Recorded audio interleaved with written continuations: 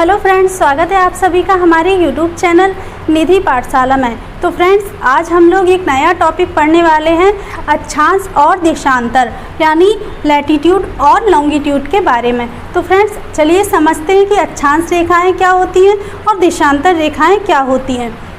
तो सबसे पहले तो हम ये समझ लेते हैं कि ये हमारा ग्लोब है, यानी पृथ्वी का लघु प्रतिरूप यानी छोटा रूप। तो ग्लोब पर हम देखेंगे जो वेस्ट से ईस्ट की तरफ यानी पश्चिम से पूर्व की तरफ जो रेखाएं खींची जाती हैं यानी काल्पनिक रेखाएं होती हैं, उसी को हम अक्षांश रेखा कहते हैं। क्या कहते हैं? अक्षांश रेखा। यानी ये लाइन आपको बहुत अच्छे से याद रखनी है कि पश्चिम से पूर्व की ओर खींची गई काल्पनिक रेखाओं को ही हम अक्षांश रेखा कहते हैं। तो फ्रेंड्स, आइए जानते हैं इसके बारे में कुछ इम्पोर्टेंट पॉइंट जो आपके एग्ज़ाम की दृष्टि से बहुत ज़्यादा इम्पोर्टेंट है।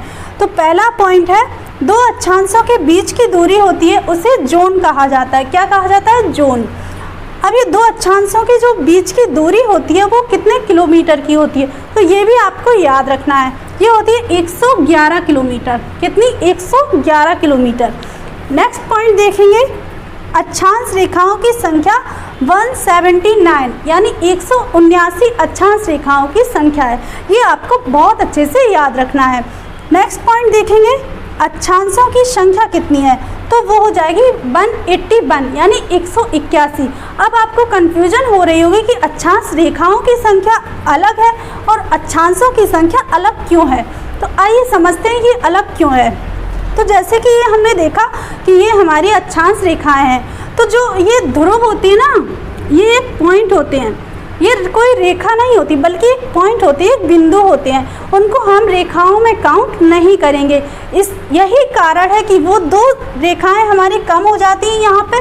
तो रेखाओं में हमारे दो कम करेंगे 181 में से, तो हमारे 179 बचेंगी। ठीक है फ्रेंड्स, आई होप आपको समझ में आ गया होगा।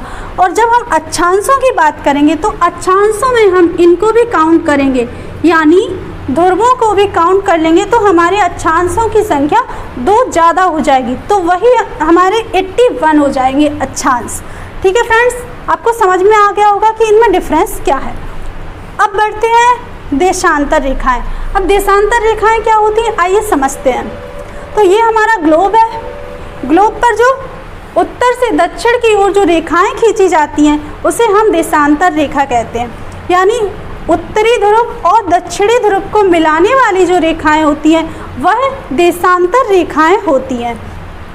ये समांतर नहीं होती हैं, यानी इनके बीच की दूरी कहीं पर ज़्यादा होती है और कहीं पर कम होती है, यानी समांतर नहीं होती है। नेक्स्ट पॉइंट है, उत्तरी तथा दक्षिणी ध्रुव पर एक बिंदु पर ये मिल जाती हैं। जैसे कि मैंने अभी बताया कि ये उत्तरी ध्रुव और दक्षिणी ध्रुव पर मिल जाती हैं, यानी मिली हुई होती हैं इस तरीके से। ये एकदम से स्ट्रेट नहीं होती है बल्कि मुड़ी हुई होती हैं। नेक्स्ट पॉइंट देखेंगे, दो देशांतरों के बीच की दूरी को गोरे कहा जाता है। यानी जब दो देशांतरों के बीच की दूरी होती है, जिस तरीके से हमने देखा था कि अक्षांश में जोन कहा जाता है, उसी तरीके से देशांतर में गोरे कहा जाता है। नेक्स्ट पॉइंट देखेंगे, सभी देशों का जो मानक समय होता है 0 डिग्री देशांतर से ही लिया जाता है। यानी हम जो टाइम डिसाइड करते हैं, किसी भी देश का जो टाइम डिसाइड होता है वो देशांतर से ही डिसाइड होता है। यानी देशांतर जो 0 डिग्री की रेखा होती है, सबसे बीच वाली रेखा होती है, वो 0 डिग्री की रेखा होती है, उसी से हमारे टाइम का निर्धारण होता है। तो फ्रेंड्स, आई होप आपको ये दोनों चीज़ें अक्षांश और देशांतर बहुत अच्छे से क्लियर तरीके से बहुत ही ईजी लैंग्वेज में समझ में आ गए होंगे। तो फ्रेंड्स, अगर आपको ये वीडियो पसंद आया है तो हमारे वीडियो को लाइक कीजिए और हमारे चैनल को सब्सक्राइब कीजिए और शेयर भी कीजिए।